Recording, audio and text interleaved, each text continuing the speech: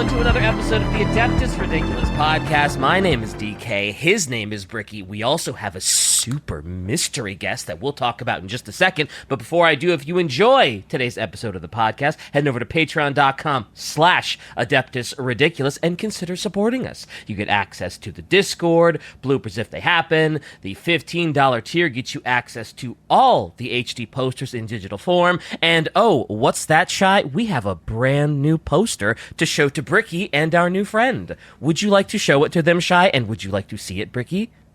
You know my answer, but Shy is going to show it. Oh, this is good again. Oh, wait, no, it's an elf. Never mind, I hate it. Well, come on. This is a legally distinct Eldari in blue, legally distinct Eldari armor. I don't like it. Really? Just because of course the art's fine. Of course Hal State does a great job every single time. But even so, you come to my house on the day of our Necron episode and you show me an elf? You come to this place when you know you are not pure. Oh my god, DK, you can't, don't you dare bring up the... Oh my goodness. Well, there's a new poster, everyone. Listen, you dropped this on me the day of my daughter's wedding. But what's unfortunate is that you had to drop it at the same time that we are gonna get ridiculously spooky. Because this episode comes out on the 27th, which is right before Halloween. And we have got a massive 7-product drop for Halloween. You've got yourself glow-in-the-dark shirts, hoodies, and zip-ups for the first time, including the new Just a Little Lord in glow-in-the-dark and regular. Of course, it's Orktober, so a glow-in-the-dark, just a little get, and some fancy new merch entirely for both Adeptus Ridiculous and Detective Ridiculous. Hey, what? How am I the one that was left in the dark about this sick new Detective Ridiculous merch? Because you do the same to me. Whoa, that's so cool! Also, check out this hat. That's a sick hat. We have Look at hats. them go. We have hats. Look at them go. That's such a I gotta pick up one of those Detective Ridiculous hoodies now. I have to. That's so sick. You like the Freddy kind of style to it? Yes, you know? that's so cool with the hat and the eye glow and the swoosh on. That's so cool. Also, I realized that this actually is missing one of the designs as well. There is a brand new Adeptus Ridiculous Halloween version. That's the pocket, and this is the back. Oh, whoa! It's a whole thing. It's all available for the month of, starting now through the month of October. Wait, so there's a Frankenstein logo and there's like a jack-o'-lantern logo? Hell yeah! Damn! Yeah, I'm really excited. This is one of the first times I've ever done like a major drop in this kind of thing. So check it out. We got zip-ups, hoodies, shirts, hats, the whole 9 yards. Whoa! Halloween, orchidate.com. Check it out. Love to see it. That's the time of shilling. That's the start. There it is. Deed is done. Halloween. Let's go. Bricky, Hi, introduce me to our new friend. Yes. Hello, C. How are you? Hello. That didn't answer my question.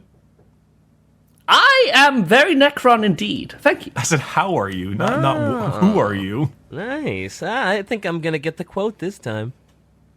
Yeah. All right. All right. Well, I'm good. Thank you for having me. Wonderful, of course. This was Shy mentioned that you are a resident extreme Necron lover, and as a group, at least me and DK, having read most of the Necron books, and that's not a lot. I'm afraid. I was gonna say that's what, 4? Pretty much. 5 if you count the first, but it's kind of questionable if that's even canon anymore. But you know, Word of the Silent King, great book. Go find it if you can. I think I've read the 4, which I think is Severed, Both Twice Deads, and Infinite the Divine. Oh, okay. So there is one more short story, technically, and that's War in the Museum, but that's just a microcosm of the Infinite Divine, which is, fun. Well, we love everything that goes on in Trajan's Museum. Oh, yeah. It's great. It's always lovely. It's glorious. Anyway, see, what is our topic today? Necron supremacy, which is, just Necrons in general. Hell yeah, brother. Anything in particular about Necron supremacy? I mean, there's so much to go about. I mean, we have the 6-hour presentation ready, but, we have to keep it safe, The living only have so much time to spend listening before they're, Yeah. Well, So, we don't have the 31-year War in Heaven play? Yeah, the listeners have their catheters in, so I think we should be good. That's the abridged version. Oh, yes, my apologies. So, the topic for today, it is Necrons, their lore through the ages of Games Workshop. Ah, yes. Interesting. Such a delicious topic. Well, like all of it? I have... Well... Take it away, C. You got I need to get a piss bucket. Don't. It's not going to be that funny just yet. Okay. We're going to start back in the early days when we had what I would refer to as the shameful start of Rogue Trader with our lovely... Oh, what is that mini? I love these. They're so bad. Brother. All I know about early Necrons is people told me that they were just blatant Terminator ripoffs. That's all I know about early Necron. The original ones, these were made from metals. I believe that the official first range came out with magazines, and I believe that they... Oh yeah, that's one of the first. Ooh. Dead Gods, that's one of the first. That's Chaos Android, which is the predecessor to all things Necron. There's a slight similarity you can probably see about its most delightful pose it will share with its 3rd edition warriors that will come out. That definitely really hit in the Terminator vibe with those helmets. They're going pretty hard in the Skynet because Games Workshop loves their 80s references. I gotta be honest. Oh, they do. That third one is not that bad for an old mini. That third one, not terrible. I'm okay with that one. The Lord. For an older one, with the one with the blue, for an older one, it's okay. I would not mind a re-release version of that mini, kind of like that one image of the World Eater they did, like on Rock the Devourer or whatever his name is. Oh my god. This here is, I don't remember when this was, but I think this was one of the magazine ones that was printed out. We could also go a little bit further ahead, where I believe that the Rogue Trader era had some pretty neat stuff, but I'm not an expert there. I was barely even sentient at the time, waking up is hard and... Would these be? Was this made by? What's the name of the old GW artist that really created their style? John Blanche made some, yes, but I don't think these ones are his. Oh yeah, there it is. That one is definitely Blanche-esque. DK, if you ever, I don't think I've ever mentioned Jonathan Blanche to you much. That he's he was a artist for Games Workshop. I think he just recently left. Retired. Yes. Oh, okay. But he would make a lot of the super old school 40K art. Was he the one that did that? I think it was the High Lords of Terra, or what it was. There are galleries with him up. I would recommend you look him up, even if you don't have any interest in the history of it, because some of the designs have formed the foundation for what 40K would become, and still to this day is drawing influence from it. I mean, I must admit, one of his greatest pieces of work has redeemed to me one of the more, problematic characters in my eyes. Belisarius Call he did one of Belisarius. What? Belisarius Call? Problematic? No. Not him. He's never done anything pseudo-heretical.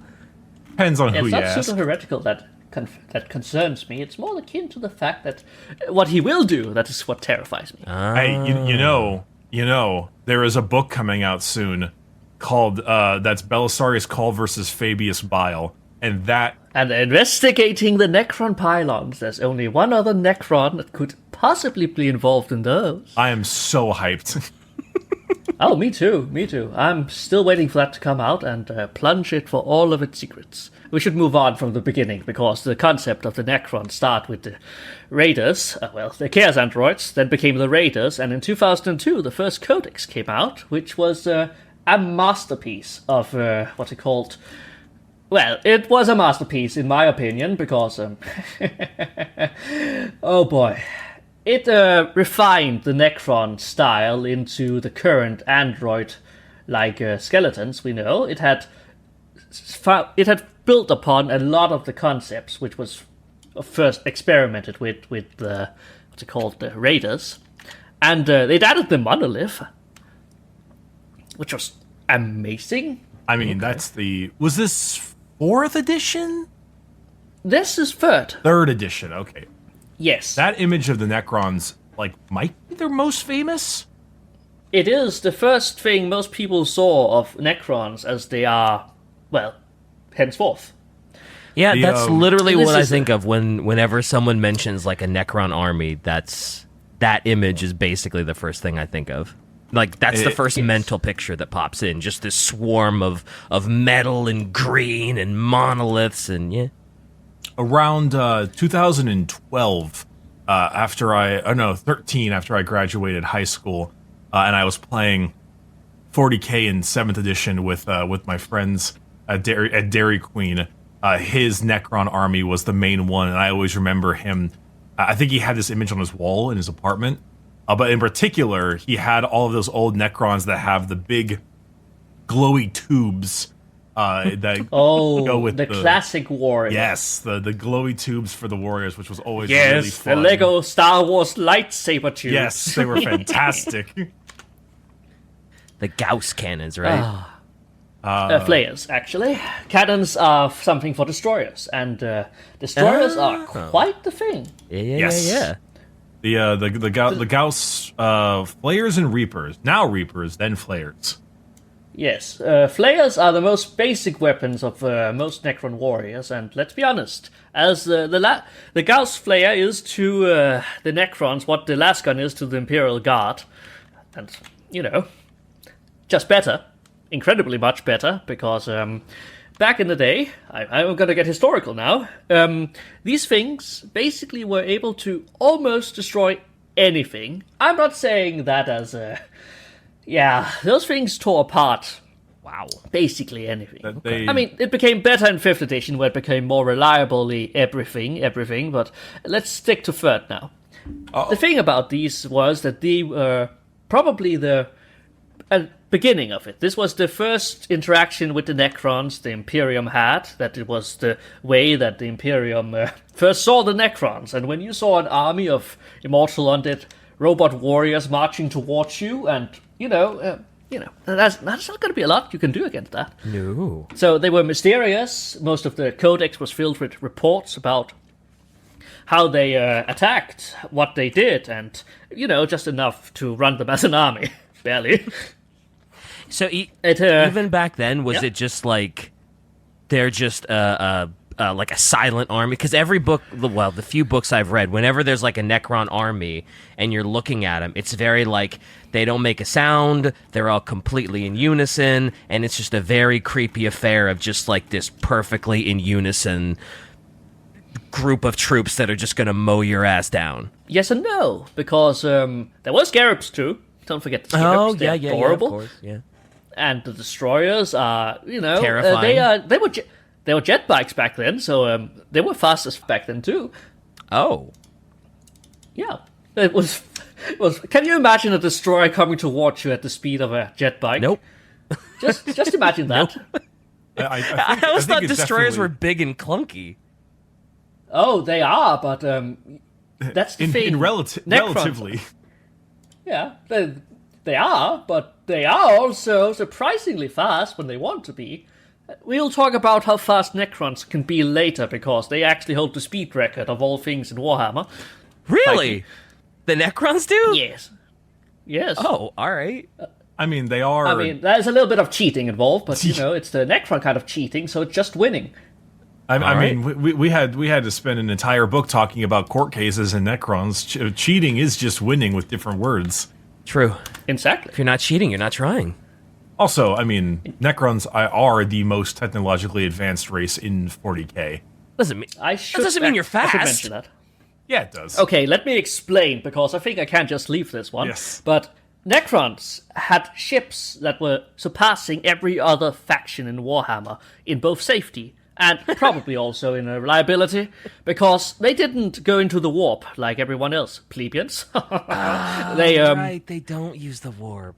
They accelerate. We use an inertialess drive. In most games, it is defined as teleportation, but well, primarily Battlefield Gothic 2, but it is actually just being able to move without being limited by the universe itself, and it is basically allowing them to accelerate to impossible speeds beyond the speed of light. Because That Necrons makes them- ignore the laws of reality, because what they have as extremely advanced science is basically magic. We're also probably going to mention that they had the ability to basically appear anywhere. One of the most impressive things they do in this codex, which is the fact they landed on Mars. Just this one ship just decided to parallel park on Mars near the Noctis Labyrinthus and, crashed. Not the Mars orbital defenses that shut it down. Don't worry about it. It was just a stupid old pilot. Apparently, the 3rd edition codex make a big notice out of the fact that the Mechanicus has a large interest in the Necrons, and it is probably because that it is now confirmed that there was indeed a shard of the Void Dragon lying there, just beaten by the Emperor, perhaps. I read Mechanicum. It was strange, but very unclear, so, The important thing you need to take care of here is the fact that the Necrons are still under the influence of the Catan here. They are still theorized at this point that they were servants of the Catan. They were literally seeing these godlike beings floating around and going like, God! Oh, yeah, and they called it a god. Okay. So still, they haven't murdered all of the star gods yet.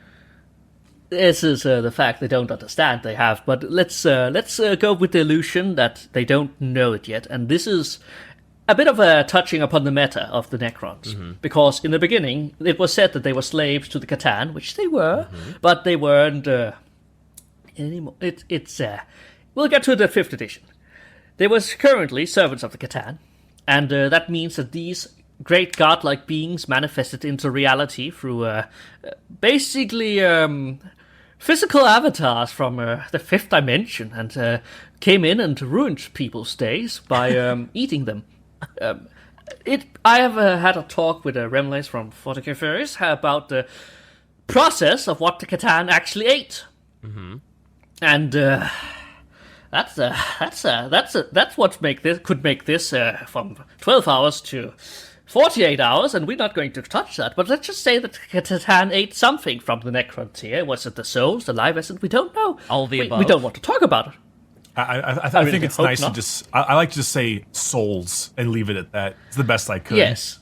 It's probably the best for this. They ate their souls. If anyone is going to be willing to go into the discussion thread, post it in the comments, go whatever. I'm not long lived enough for this. I'm old enough. But the Catan essentially held the reins of the Necrons at this point, and their most powerful servants, the Lords, were the strongest of will that had able to hold on to their own self, despite the fact that they were, millions of years old and basically withering from the inside, but we don't know that. They are presented as this mysterious, all-consuming force that are here to harvest humanity, the other living races, because of their Catan masters wanting it. Makes sense. They probably want more souls to eat or something. Sure. Yes, let's just say souls. It's a good catch-all term. Hungry gods of real space who can eat. If they eat souls, it's almost like they're eating the immaterial part of people. It's a little wacky, but that's the part we're not getting into. Yep, That's the yep, part I'm that's the going part- to stay as far away from. we're They holding it hungry. far. Point being, oh no, I can't feel. Sorta. Yes. Kind of. Yes, they have a case of soullessness, which is not hard to, when you look at them. Just look at those eyes and tell me that those guys, they care about my dog. No. They don't. Nope. The thing is, that at this point, they were presented as another all-consuming force that were trying to take over the galaxy and harvest it for no other reason than the fact that Catan had the hungry and was a little bit hangry. One of these Catan was so hangry that he imprinted himself into every single race except the orcs as the literal incarnation of death. That's the Nightbringer. He became the Reaper. Kalas Ra to the Eldar, and the orcs escaped because the Krogs were too dumb to comprehend that death is bad for you. That tracks Sorry, with the orcs. Yeah, that's fair. Yeah, So this star god was just like, you know what? I'm gonna imprint myself as the literal personification of death to everyone that is smart enough to perceive it that way. Essentially, I mean, there is some more complexities to it, but... So a reminder that star gods, for the most part, are dicks. Yeah, that's a dick move. There are very few of them who I would argue to be nice guys. Just I mean, just a little star god. You can count on an amputated hand how many nice gods there are. You could count on an amputated hand. How many nice that's a hell of a sentence. I've heard that Isha's okay. She's just in a bit of a pickle right now, or being pickled. Yeah, We'll get to pickles later. Oh god. Yes. The Nightbringer was there's a little bit of a canon hiccup here where they said that the Nightbringer was the first they come in contact with, which is hard to believe for me because it slaughtered everyone until they subdued it with prayers and promises of servitude and pointing them at the galaxy where the buffet really was. Yeah, we should probably mention Meffred Ran, the messenger. I kid, he's the deceiver. Meffred Ran was the first Catan that probably managed to successfully integrate the what's it called, the Catan and the Necrontyr together. Yeah. And he was also he that allowed them to become Necrons in the original lore, which is I remember the Deceiver. He was in the book. Yeah, he's a And dick. I also told you about it. He was in the book. He And was I in also the told book. you about I also told you He's a- about it. And he is kind of a dick. He's a super He is. dick. I mean, I dare say that a man that has such many phalluses on his head should definitely be considered dangerous. Oh, Wait, I does he mean, actually? You can go with I phalluses. mean, let me just find the image, because he is quite the figure. You could gonna go say- with phalluses if you'd like. I kind of prefer the concept of someone named the Deceiver to be generally considered a dick in general. Yeah, just in general, Okay, the fair. name implies that even if his star god friend's like, man, that guy's a deceiver, it's like, yeah, he's probably gonna be. Oh wow, he is a bit of a phallus head, isn't he? Yes. Yeah, You see his model. he's got a little bit of he's got a little bit of that going on right now. His Oh, model boy. is old too. Oh boy, that is yep. Yeah, It's unfortunate. these models were made in metal at the time, too. So I have a metal model of the Nightbringer. You can imagine how much of a pain that is to keep together. Strategically placed loincloth. You love to see it. on a god who may or may not have a phallus. Yeah. I may not have to tell you that he can change shape at will, so imagine anything you want to see and just think of it that way. Okay. Or don't. See, as the prior Nightbringer you see up there and the Deceiver here, there's a reason why the newly released Void Dragon looks as baller as he does, man. because That is it's my new. aesthetically. That Yes. might be my favorite mini in all of 40k. Mini. Oh, It wow. is amazing. Yeah. I feel like I've seen some of the art and they really play up like the sort of, I don't want to say pixelization, but like those little square indents in him that are like all crackly and green, and it's just I love the voice. The Geth consciousness. Oh yeah. Oh man, Yeah. we're talking about Mass Effect again. This is really going to be Oh, a yeah. 6-hour episode. Shy is just seething. Ah, yes, Catan. I thought we dismissed that claim. That's okay. That's actually a really good That image, is an though. amazing picture. I must give credit now to, I hate to do this, but Wizards of the Coast for commissioning a lot of very talented artists Yes, to draw Necrons. the best. And Necron related. The best thing that happened from the Magic the Gathering collab was the excellent card art that came from it. Anyways, I think we have covered the basis of the Necrons in 3rd edition, and where it starts to get spicy, because 9 years later, something terrible happened. Okay. I dare say terrible, because a lot of people consider it terrible, but I think it's one of the best things to ever happen, and that's the 5th edition Codex. I'm assuming this is a very Necron-heavy codex where they really start getting beefed up. Let me start by explaining to you the many different things that started to be different. Let's start with Catan. The Catan were no longer the guards of the Necrons. Mm-hmm. They were shattered guards that the Necrons had rebelled against and freed themselves from, and here it imprisoned them and enslaved them. They literally pulled the Uno reverse card on these guys, and this is rather impressive, because I don't think there's any other faction, species, that have intentionally, looking at you, Eldar, killed their own guards. Intentionally, yes. They did it intentionally, Eldar. Typical Eldar. Man, common Eldar L. They're called the Eldar for a reason, you know? Because Eldar, because the capital L-D-R, L. Okay. I got the joke the first time. I didn't laugh because it was... What are you talking about? That's comedic gold, genius. Come on, man. You're an Eldar hater, and you don't like the Eldar. It was. I like. Actually pretty good. I didn't catch it. Thank you. See? Thank you. God, don't suck up. It's a man of class right here. We need to have him back more often. Back. All right, that's... I'll gladly talk about Necrons more. I'm sorry, Shy. Oh yeah, Gorg and Morg. Yes, they beat each other, but they haven't killed or enslaved one another, have they? See, it's not fun, because if you enslave them, then that means you don't get to beat them, and if you kill them, then you can't beat them anymore. Yeah, orc problems. That's for... Oh, we should mention that an entirety of 40k exists because of the Necrons, but we'll save that for later. What? See, all right, we'll do it later. If I'm going to take a little crack at this, I'm pretty sure it's the discussion of the warp exists, but the strength of chaos kind of booned because of the volume the of... great old ones. Yeah, old ones. War in heaven. They fucked it up a little. Oh, okay. It's like you have a kiddie pool, and then like 40 grown men decide to fist fight in the pool. Next thing you know, the waters aren't going to be so calm, and now there's a bunch of sharks in the waters, and their name is Corn. Right. Okay, gotcha. All right. Let's go over the fact that the 5th edition did shake things up a little. The Catan are now enslaved. We got a cool what's it called? It's a big one. It's a super heavy goddamn one to show that how do we keep our guards locked up? Would you like to hear about our religion? It's locked up in a basement. Oh, the Tesseract Vault. Yes, the Tesseract Vault, the Obelisk, and the Turnset in Catan. I mean, all of them are pretty amazing.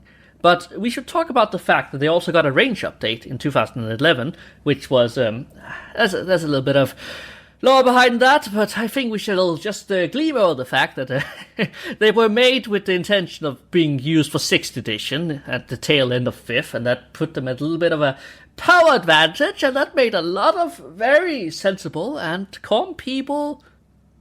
Yeah, less sensible and less calm. So yeah, I was going to say, those words don't exist in 40k, do they? Sensible they do. and calm? The problem is, I don't... They're just not that descriptive of their actual topic, so, you know...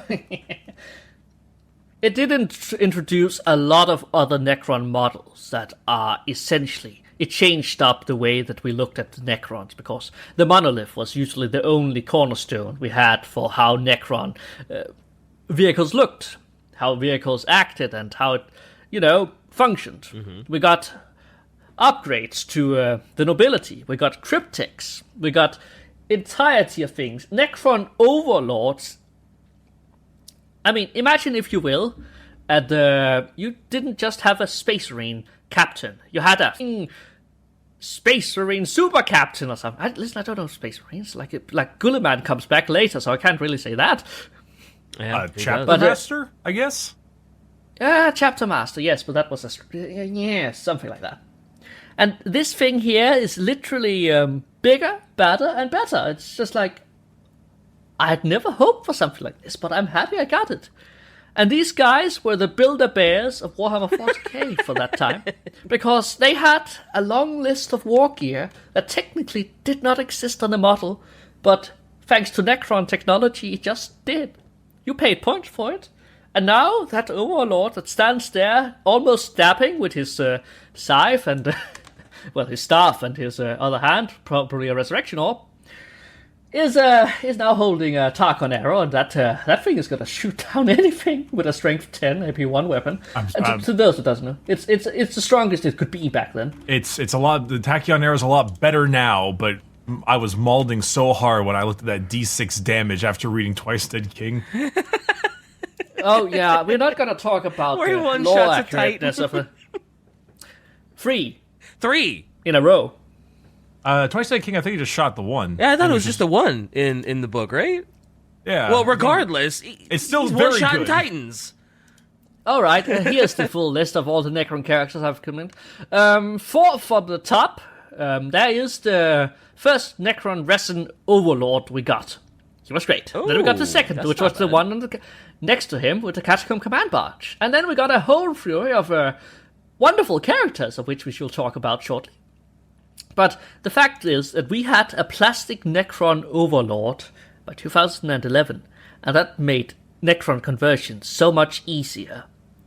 Because you could literally take any other Necron bit and stick it on him and call him a special character, and it opened the floodgates for what people could do with their conversions. It did things that, Space Marines would have to buy 3 sets to do, with Necrons could do with 3.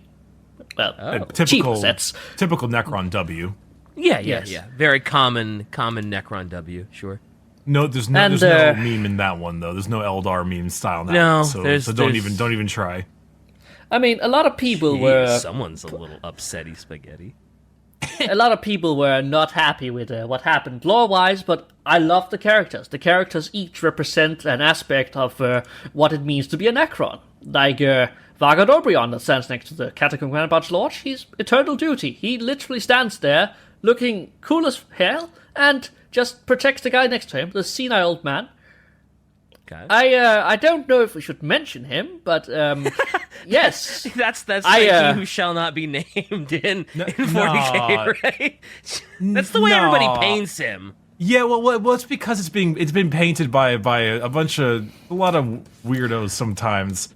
I would absolutely think we should give him I credit. have learned to be cautious about that, because your opinion upon this one is indeed, if you don't know what we're talking about, there's a little bit of controversy. Oh, but alas, let's just say it. Matt Ward did a great job with the Necron Codex. Okay. Yes. And okay. that's about it. He deserves that credit. Matt Yes, Ward Shy, you're right. Matt Ward has a few W's under his belt, and I Like think Battlefleet Gothic too. I think he has more W's than people think he does. It's just this They're just not willing to admit it, and Games Workshop loves to hide everything that their hardworking writers and artists. Okay. As someone that is fairly, in the grand scheme of things, new to 40k, I have only heard the L's. But it's good to hear that, there's good in there too. There's just a lot of people that are very salty, and I don't blame them. The Necrons were very powerful, and I'm almost tempted to talk about one of the greatest pieces of war gear. Now we're talking about Overlords, but let's just finish this lineup. Okay. Nemesis Sandrak. He is a senile old man. If you read Severed, you would love him. If you don't love him, I will come to your house and I will convince you to love him. Oh. We did an episode on Sandrak, and he is definitely one of our favorites. He is one of the greatest. He's I remember very that funny. episode. I need to remind everyone that he is great. He is. Next to him is Anrak here. His head is not quite as long as... Yes, I know. It was the blue. I liked the blue. I get that. The blue I does. like And his he is... His skirt is iconic. It gives him that, what's it called? Outline? Silhouette? It's great. Sure. And he has this one of the greatest things, because unlike everyone else, he didn't get nerfed by the sleep. He instead gained new powers. He unlocked a skill tree he never knew that is called Assuming Direct Control, where he managed to be able to take over other races' technology and make it other vehicles. And Mass Effect reference. Wee woo, wee woo, wee woo. I was gonna say it's taking every fiber of my being not to make a Reaper reference. Oh boy, or a Collector reference, I guess. Fantastic. Well, it's fine. It's fine. But go on. He's the one in blue. Yeah, I like it. He's got a cool look. And the other one in blue next to him, I don't even have to tell who he is. That's Tresin, the Infinite. I mean, the name was originally literally a reference to the fact that he literally has the ability to jump from body to body, and that's making him infinite. Back then, that would make sense why he's called the Infinite. I don't know why, but I never made that connection because I'm stupid. I will always remember the classic line of Tresin, on the whole, did not much like being dead. Yeah. I love that image. There's not a light Tresin, behind that eyes. It's a fitting. Eyes. It's a very fitting. I can only say Tresin deserves that. Yeah, that's me. That's me when Bricky tells just like, "Hey, TK, you want to hear a quote?" And that's what my mind starts doing. It just there's no light. It's all just dead-eyed looking forward. Like, yeah, Bricky, tell me. Anyway, continue. Yeah. All right. What to say? Tresin deserves his own episode. Probably already has, but deserves one more. I will come. I would love to talk about him. His collection. I mean, we could go through entire levels of the meta of him collecting things in the Warhammer universe, like we collect models, but let's not, because that would be the 18 hours we're afraid of. Oh yeah, going through his whole collection would be like a week-long episode. Yeah, and that's just the things we know. Imhotep the Stormlord. I have made a horrible decision about Imhotep the Stormlord.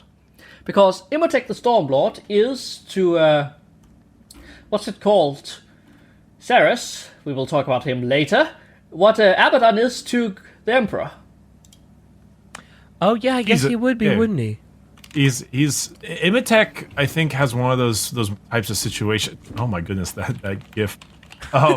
He's got one of those situations where he is kind of like underrepresented, I think, because he's not as funny as Tresin or Zandrek, and nor does he have a book about him. But as far as we're concerned, he was literally like the guy before Zarek came back.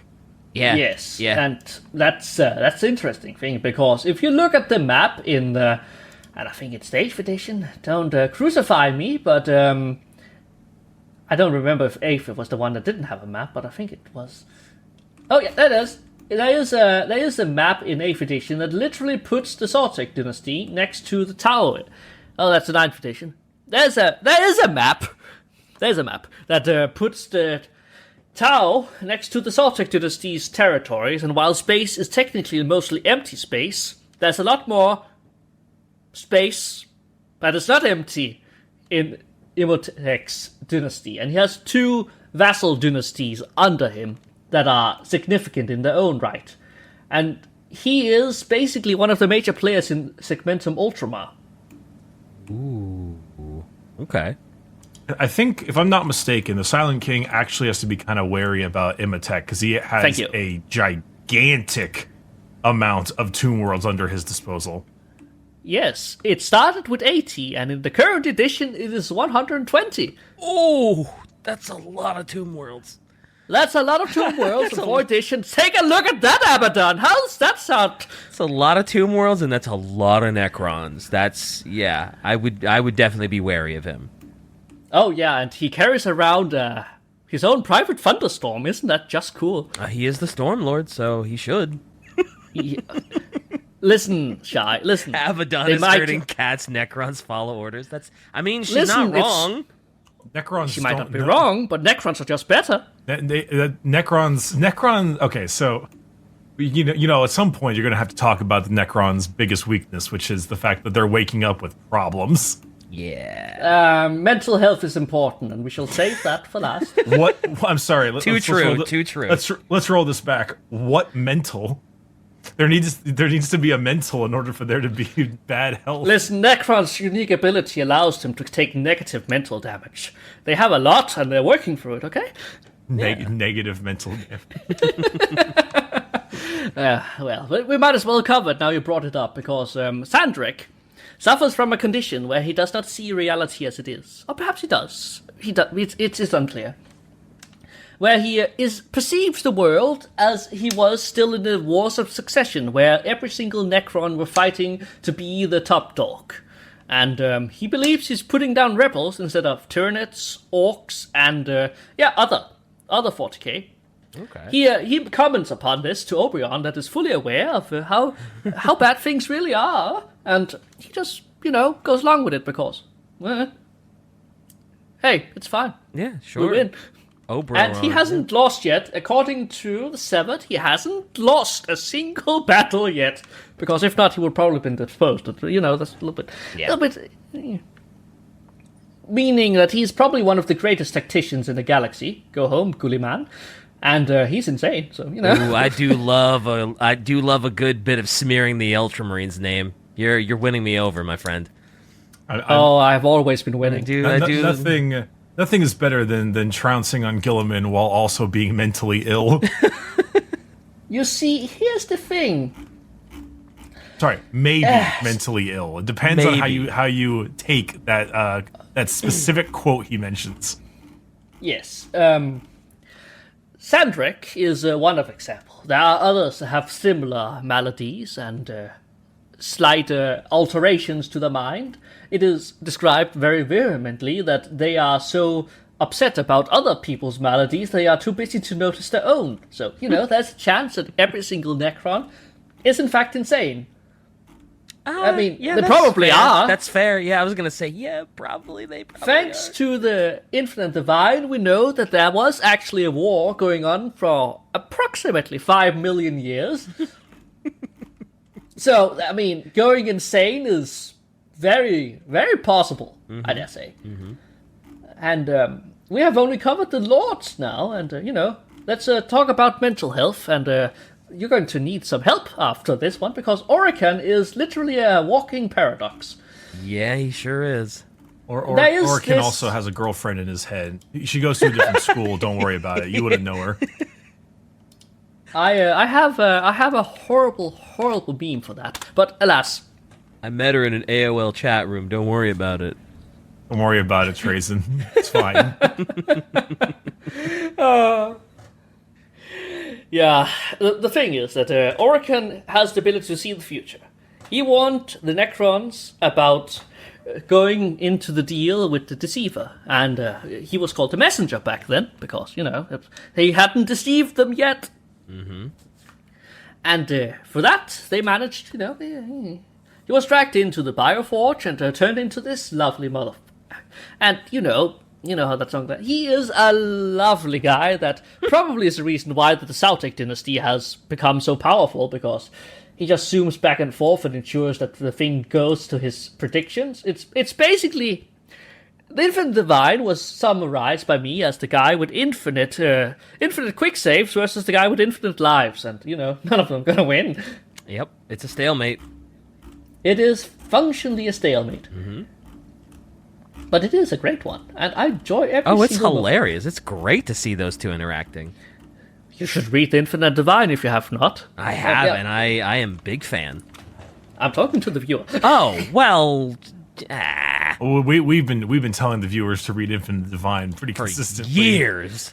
I think and now I've joined in. If they haven't done it yet, that's on them. Yeah. Oh, wait. I found this stupid thing I did for Gene Father.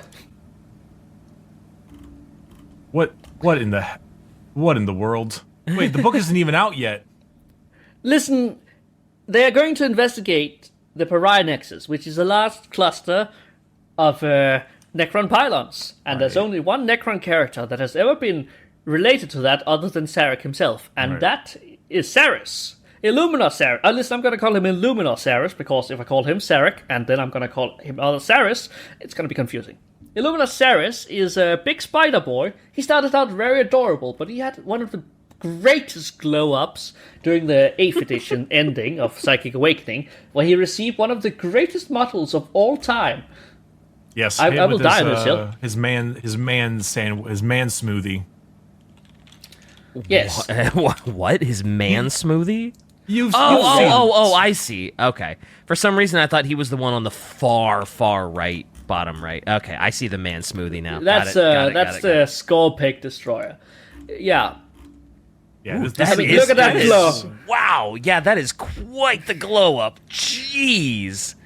That's not even mentioning the fact that Xerez was the one that helped create biotransference. Oh yeah, that's a thing now. Where the Catan helped, Xerez made it a reality. Ew. Also, he also has this baller artwork of the mini. Xerez, if I can put it lightly, is a real shithead. Yeah, but he's so cool looking. Yes, he would give both. What's it called?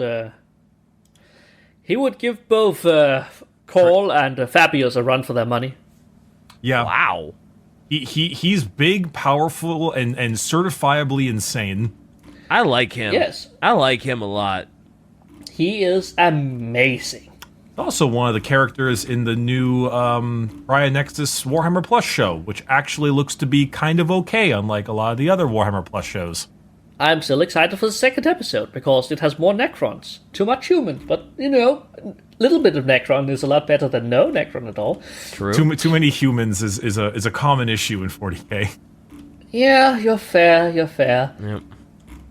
As a Transformers fan, I feel that with every new live action movie that comes out. Oh. I've come. Anyway, continue. Yes, that's the biotransference. That's 5th edition. 5th edition was full of a lot of changes, and let's just quickly skim over the most jaw-dropping one, which was a single line in the codex that doesn't really matter. It just says that the Necrons are allied with the Blood Angels at the Devil's Crack to defeat the Tyranids. That upset a lot of people. Whoa, and really? understand why. Yeah. That is, not the worst part of that book, though. No, that's the thing. It was just a single line in the codex before the book came out, and a lot of people jumped on that as that is literally the most law-breaking thing, because the Blood Angels would not work with Xenos, and the Necrons would not work with the Blood Angels. But it was later explained, I must add this, that it was in fact just the Silent King cheating Dante, poor old man. I mean, give him some disability leave, retire him, please. He deserves it. He deserves it. Get someone more incompetent to handle Nihilus so we can take it over. Where'd you find that picture of my girlfriend from across the state? You wouldn't know her. They all look the same without the medicine, doesn't it? I do need my meds. They all look the same without the medicine. That's sure. Well, yeah, that's crazy. So canonically, the Necrons actually did work with the Blood Angels? for a short while. I mean, enough for them to raid their storages and, shoot a few Tyranids. That's crazy. And just for long enough for the Necrons to use a weapon from the war in heaven to destroy a Tyranid Hive fleet and all the human defenders. But, collateral. Collateral damage, yeah. I'm sure they thought that's justifiable, This is a win-win for me. Oh, yeah, for the Necrons? Oh, yeah, win-win. Kill some humans, get rid of the Hive fleet. Yeah, let's do it. Let's not forget to add the part where when they met the Silent King was wearing a sanguineous death mask, which Dante took rather personally. Oh, gee whiz, I wonder why. And unlike the crying scream that Dante had, it was a serene ruler of perfection. I mean, just a little bit jealous he must be. I mean, I made this image for it, it's just purely fact. The secret boss in the Horus Heresy is the Sarek that come back, claims Sanguinius' death mask, and starts beating Horus, leaving the Emperor to wonder what the fuck. Shai, you told me this guy was a Necron fan, but I don't think you really sold me on the severity of this. Yeah, bit of an understatement, that one, but yeah. My goodness gracious. I am the Necron fan. The Necron fan, yeah. All right, anyway. so what's next? What's next on our list? I mean, there's all the major changes that really happened in the 5th edition, but most of the other one just built upon it. There is, however, one of the greatest travesties in all of Warhammer 40k. They removed the faster than light speed, but we got it back in 9th edition, so don't worry. The thing is that we could only move through Dolmen gates back then, and they were basically hijacked webway gates, meaning that we could That was how they won the war in heaven, basically. They jacked into their personal transport system and killed them from their own fences. The Bree literally walked into their homes and shot them with a gauss flare. Nice. And then they jacked them off. Whoa. That's not. That's the enslavers. That's the enslavers that did that, not us. Very important difference. Yeah. Very important distinction. We are Necrons, not necrophiles. Please get that right. It's a common mistake, but please. Are these all your artwork? Not the manga one. That's an edit of Goblin Slayer. I mean, I love the edit of the name. I mean, I have never thought I could turn Goblin Slayer into Necron player, but, it worked. No, the one you just posted. Oh yeah, that's mine. I remember the day I heard that Gulliman was gonna come back, and everyone in my local group had been telling me, Primarchs are invincible, you can't hurt them, you can't kill them. And then I realized they have a stat line. I can punch them! And so I did. All right, so I don't know if you intended for this to be what this is, but this is the first thing. Yeah, I saw that too. I made this back before that game came out, I would like to add, but I realized that now. Yes, actually, with a little bit of... Truth is stranger than fiction. Yep, it is. And I will always approve. Again, I will always... Thank you, Shy. Always approve of Ultramarines getting thwacked. I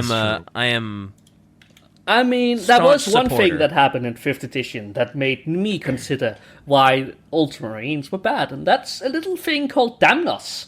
I think we should cover that quickly. It's the fact that a fully awakening tomb world were intercepted by a bunch of Ultramarines.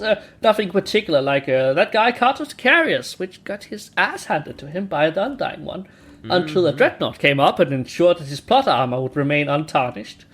Oh, well, it is Cato Sicarius. He needs to have his plot armor protected because Cato Sicarius, cannot be defeated. We actually just did talk about that, literally in like 2 episodes ago. Mm-hmm. Oh, I'm behind on those. I'm sorry. No. It was just funny because I remember specifically that statement of him getting a giant war scythe in his chest and a dreadnought running up and be like, "No, crunch." Yep. So, I mean, the ever-living one probably came back and needed the spa leave, but Yep. Anywho. After that, 20 years later, the Necrons, oh boy, they came back and took the planet. A fully awakened tomb world. Mm-hmm. I mean, this is literally one of the greatest travesties in lore, that a fully awakened tomb world was taken by Ultramarines. Yeah.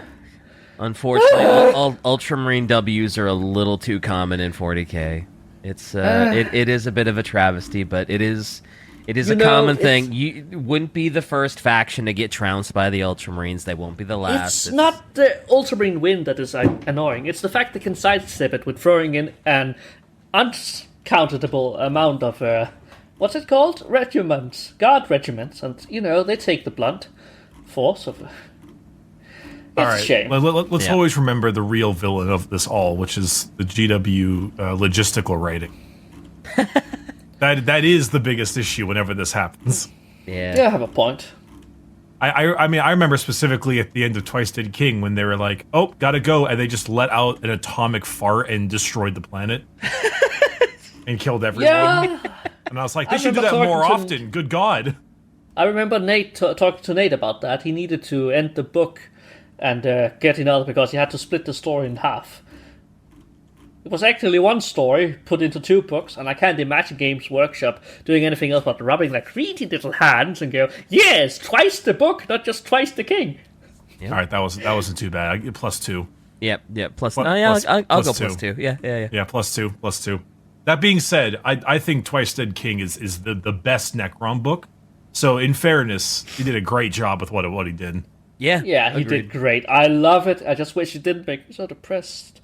I used to work with TTS, and I realized the day that they revealed the Void Dragon, I had to draw that. So I almost assaulted the original artist, told him I'm going to draw it. We're friends, don't worry. He's fine. He can still eat and walk. I saw him yesterday. He's fine. Unassisted even. Yes. And I basically made a collab with him about making the Void Dragon. And that was the final result. It's great. I had the bases churned out less than 24 hours after the reveal. Wow. Okay. Are we missing it? Well, wait. We haven't talked about the Silent King yet. I mean, the Silent King is Not a much to talk strange about. one. Yeah. Because the Silent King is how to explain the Silent King? The Silent King is the biggest Necron there is. Oh yeah, easily, right? Yes. Like size-wise, but that's only like No. He is 20%. just the biggest, as in the greatest. Let's Yeah, say he's the like the greatest. most important Necron ever, isn't he? Yes and no. Oh.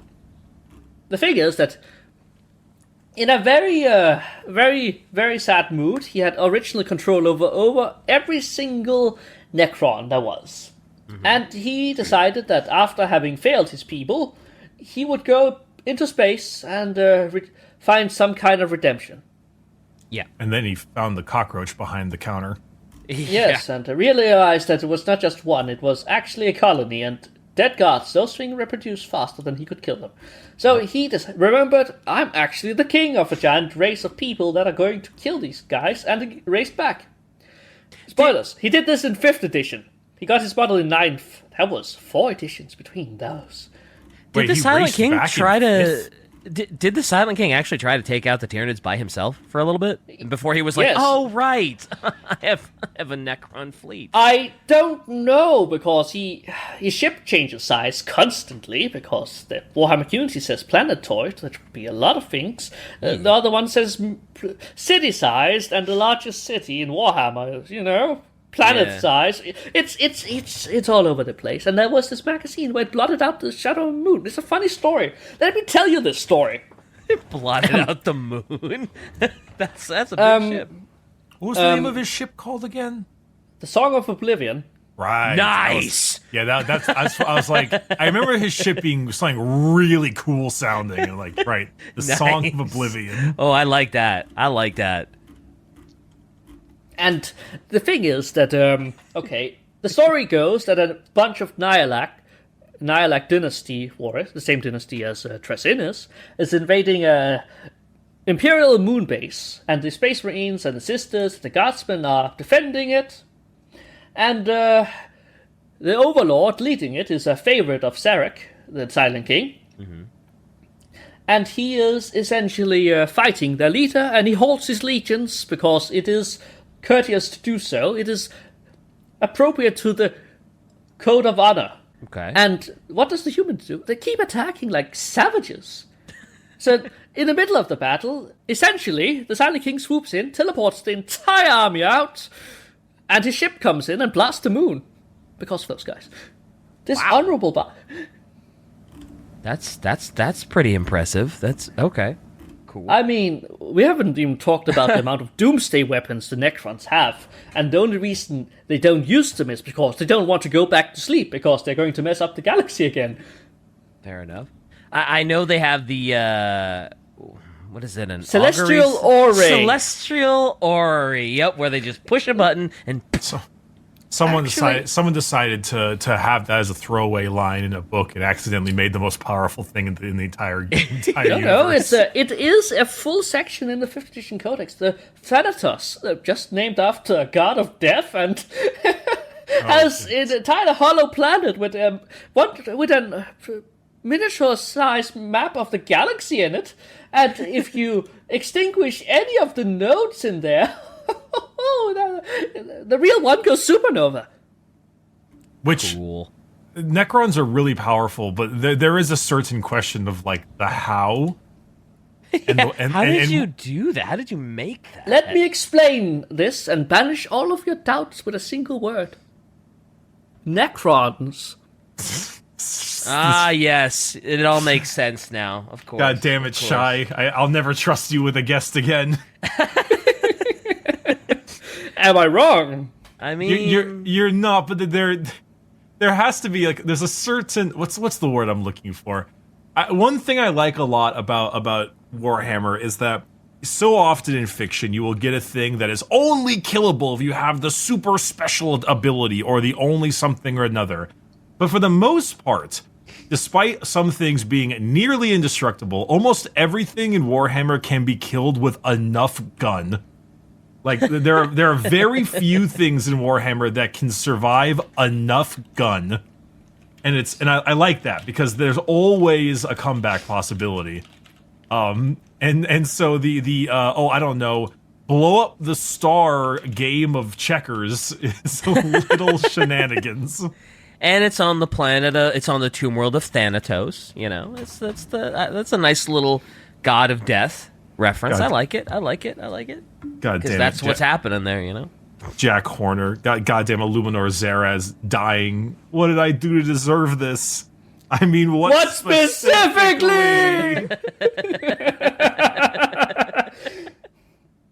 Now, the thing is that the others, have I talked to you? Probably know about the giant scarab, canoptek scarab, that has actually a faster-than-light trebuchet made by the Mefrit dynasty. Oh, yeah, they just have super weapons lying around. Yeah, that was Twice Dead Rain. Yeah. Mm-hmm. Yes. King. Twice King Dead Rain. King Yes. dash Rain. Yeah. My bad. Sorry. Yeah.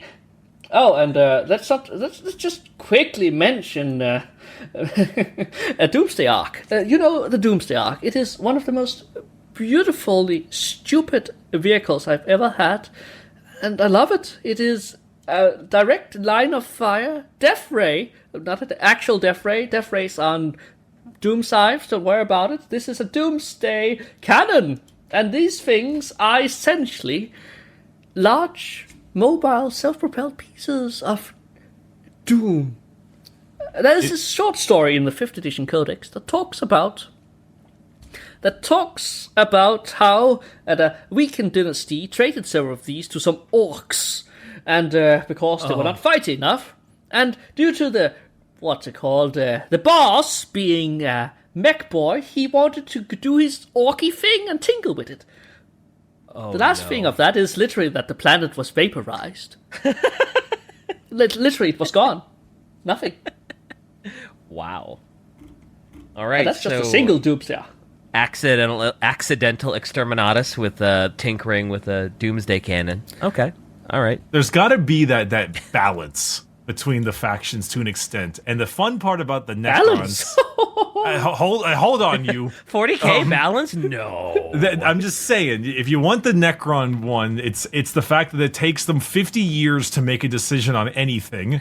I would like to rectify And that that's a quick decision. From the Infinite Divine. It took them a year to respond because they were planning an assault upon one of the most defended worlds of the Imperium Empire, defended by some of the greatest technologies. Mandragora the Golden, the crown world of the Sortek dynasty. Right. And that, but then, yeah, Bricky. But then, because the other part was them being such selfish pricks, they spent another 1,000 years trying to look at a MacGuffin. I mean, then again, that's 10,000 years. They had to pad it out with something. You tell me what happened in the Imperium from, 36 to 37. Did anything happen there? 36 to 37, that was the Age of Apostasy, I think. I think that was when the Sisters of Battle came around. So they were just all isolated. I thought it was just 36. No, I don't know. It doesn't really matter. Point being, the issue is that all the Necron overlord. It's like the good and the bad part. Where on one hand, all the Necron overlords are waking up, and then they're like kind of selfish assholes because they're pharaohs, and they're like mine. But it also makes them really interesting because then there's the only Necron characters you have to worry about are a couple really cool overlords. So you get the Bloodborne method. You get quality, not quantity. Yes. Hey, I'm just saying. Necrons Listen versus to- the indomitable human spirit. I think the Necrons win. Yeah, they definitely win. Unfortunately, win. the indomitable human spirit. Unfortunately, the indomitable human spirit is some 16-year-old kid with a las gun. Yeah, that does Indomitable little against, human spirit. doomsday No. devices. A 60-year-old guy with a bolter and power armor. Different story. Well, it'll help them a bit against the warriors. Until then, they fight the Overlord, and the Overlord trounces them because They don't even make it to the Overlord. I'm just going to be honest with you. They make it to the Immortals. Or maybe the Lich Guard if they're a named character. Okay, that's named characters. And if they're Kato Sicarius, I need the Dreadnought. Yeah. Get the Dreadnought, he's running off again. Sorry. Oh, that's right. It's like I said, it's interesting figuring out the balance situation between the here, there, and everywhere kind of balance. He says. I know. I heard you the first time. Just reiterating. Well, gracious. if we are going to talk about Ultramarine, we're going to talk about the Ultramarine successor chapter, and one of the most outrageous thing that they did, but also one of the most awesome things that ever happened in Warhammer, the World Engine bosses. Oh, goodness gracious. The Ultramarine successor chapter, the Astral Knights, performed terrorist attacks as the religious fanatics they are on the glorious world of bosses that was on its way peacefully through the neighborhood, destroying every single piece of upstart fleet elements there were.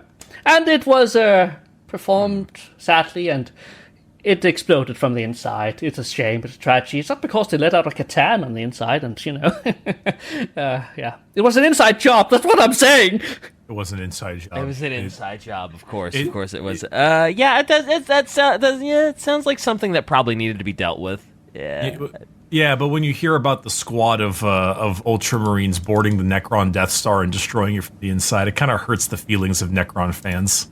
Yeah, I mean Then that's we fair learned that the Ultramarines did a thing again.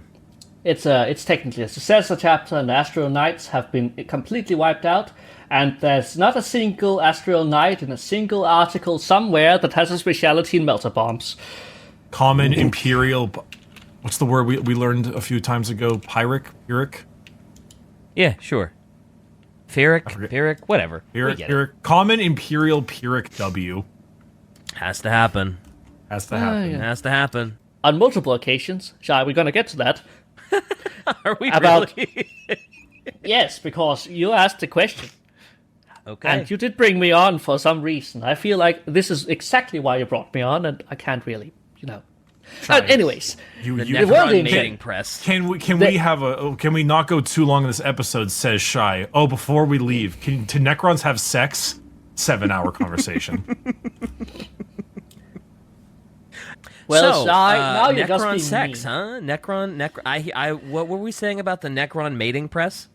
All right. Oh my Let's go God. back to the basics, because there is no canon incident that Necrons can or have done it. But there is something that Necrons have that no Space Marine probably ever will. 2 genders, because we have confirmation of female Necrons. Take that. Oh yeah, we do, don't we? Yeah, Yes. one of the The first one was Triarchorians. Syncuba, Listen, the mother of Oblivion, mother of the Maynard dynasty. She literally was one of the few guys that manages to be. She's probably a fan favorite for that, and that confirmed that yes, Necrons had at least 2. They're aliens. There could be a third. I have never. Robert Raff's Necrons are far more malleable than Nate Crowley's, in the fact that they literally can reshape their bodies instantaneously, which they should, which is exactly. Nate's does it far more subconsciously, but that's part of the, charm. Yeah. And they can do it very effectively, and this would, yes, open up the door for said intercourse. Are you happy now, Shy? Is this it? Well, that Is this what doesn't you want? say that But they what is do. sex? It's just they are capable of it. But what Has is there sex ever been a without soul? recorded incident of the Necrons, quote unquote, getting jiggy with it? Are you really going to? I'm not going to go through everything. Technically, but it was the Necrontyr, not the Necrons. Well, true enough. Yeah. What do you think? So the Silent King spent 60 million years with perfect memory in exile in dark space. He had to have put his dick in something. But then again, Yeah, we his don't know if they have dicks because they're aliens. We can assume, and These are I the feel, hard-hitting questions we brought you on I for. feel like this is the area where I will not be able to say anything because I cannot prove it, and nobody can disprove me. And I think this is the area where imagination is far greater than anything I can say and confirm. That's fair. called a cop-out answer. And It's we the didn't kind bring of you on for answer that. I'm willing to give on recording. we didn't bring you on for these kinds of questions or answers. We brought you on for real hard-hitting answers. Now tell me right now, coitus, Y or N? Oh my God. Oh, let's just say yes. They're not Let's gonna do anything. go! End the Let's episode. go. I mean, I don't personally get it. No, we Well, don't Shah, need- we don't you've need to end the opened up episode. this door. I think it's time for you to see what's inside. I think you're not ready for this, but have you talked about Necron pirates before? No? No. Yarr, me mateys! It is time for me to tell you a great tale. Okay, that over. We have Tassar the Invincible. He is essentially an exile from What a his nickname. own... The Invincible. Wow. I guess he doesn't lose much. I mean, when you are Tassar, you don't really... listen, if you hear his story, you're going to understand why. Because he was originally exiled from his homeworld, and he came back while the world was still sleeping. He rose out of the ground on his Khan-class tomb ship, one of the largest class tomb ships that had a model in Battlefleet Gothic Armada. And he just rose up underneath the Hive City and literally made a giant crest-shaped hole in it and flew off before the planetary defenders could get anything done because, he didn't think they were actually, intelligent beings, so just primitives. Mm-hmm. And he flies home and he convinces the master program that he is in fact the rightful ruler, which he was, but he was exiled, and it agrees. And then he is now the leader of said dynasty. I mean, that's good, that's good. The kicker is that his crown world has a giant ring around it, left over from the war in heaven of debris from necrodermis and wraithbone. And it specifically states in this notice that it has this ring, and anyone that uses it could build a mighty fleet that would rival almost anything in the galaxy. And to this day, in 9th edition, it basically mentions that he's still pirating. So, yay. All right. So, yeah. Yeah. I am thinking, how much more do we have? Or are we gonna maybe call it there? Because we have gone a while. I'm just extremely upset that the Necron sex question was not answered to the full capability that we could. I mean, I can't quite explain sex to you. That would be a little bit too... It's your parents' Okay. job, Ricky. Okay. Okay. That's they have classes for this where you can learn about sex if you're really curious. See, What? What's would up? you like to tell the people where they can find you so I can get away from DK? That's a good question. Because I am mostly on the now platform X, or formerly known as Twitter, and you probably will be able to find me if you look for Ceennook, which is just a misspelling of Ceno back in the day, which I thought was funny, and I kept it. Okay, cool. I'm also Sephiroth, but I'm not going to spell that out for you. You'll probably find it in the description. I hope. Thank Maybe. you. Sure. I mean, you can always look for me. Yeah. Google Necrons and you'll probably find something I've made eventually. Google Necrons, you'll find me, I swear. Yeah, it should be in the description. Google Necron sex. You'll find exactly what you're looking for. Yeah. Bricky, take us home. Take us home. Okay, well, if you like this episode and you want to hear more about it, you can check out